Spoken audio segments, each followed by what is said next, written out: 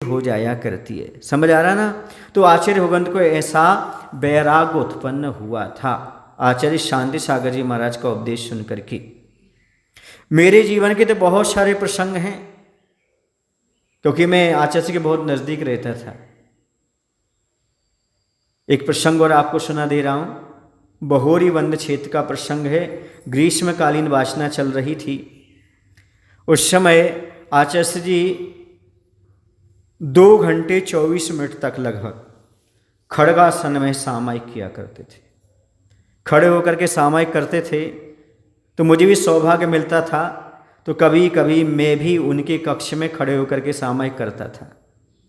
लेकिन आचार्य जी 2 घंटे 24 मिनट तक करते थे, 2.5 घंटे तक, मैं 1 घंटे तक करके बैठ जाता था। समझ आ रहा? अपनी क्षमता के अनुसार जितनी शक्ति रहती थी।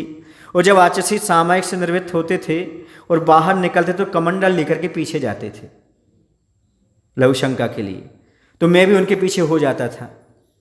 तो एक दिन की बात है, आचार्य के साथ मैं पीछे पीछे जा रहा था, तो पीछे थोड़ा सा बगीचा था, वहाँ अनार आदि के वृक्ष लगे हुए थे। तो एक बकरा था, तो बकरी को भूख लग रही थी, तो वह क्या किया था, 2 पैर जमीन पर रखे थे 2 वृक्ष के ऊपर अनार के, और पत्ते ऐसा खा रहा था पत्तों को। तो आचार्य ने मजाक के हंसी मजाक के मूड में, विनोद के मूड में कहा, ए कुंथू कुंथू देखो तुम्हारा बकरा। कि कुंथुनाथ भगवान का क्या चिन्ह है? बकरा। तो उन्होंने कहा देखो कुंथू तुम्हारा बकरा। तो मैंने कहा आचार्य से उसको भूख लगी हुई है। क्या लगी हुई है?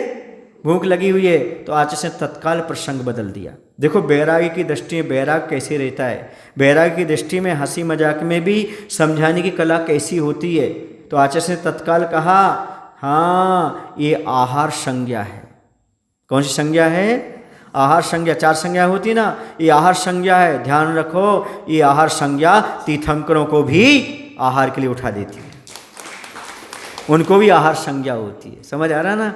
छठे गुड़ स्थान में तीर्थंकर भी आएंगे तो उनको भी भूख लगेगी, उनको भी आहार संज्ञा होगी।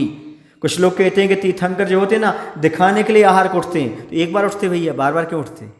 यदि बार बार उठते मतलब भूख तो छठे गुण स्थान में लगती होगी। तो आचार्य ने तत्काल उस बात को कर्म सिद्धांत में घटित कर दिया और समझा दिया। ये है आचार्य भगवंत के पास रहने का फायदा और उनकी उपदेश जो हमें जीवन में वैराग्य दिलाने के काम करते रहते हैं। तो हमेशा गुरु के उपदेश सुनते रहना चाहिए। हमेशा गुरु के उपदेश सुनने से कब हमारे जीवन में कौन सा वैराग का बीज आरोपण हो जाए कहा नहीं जा सकता।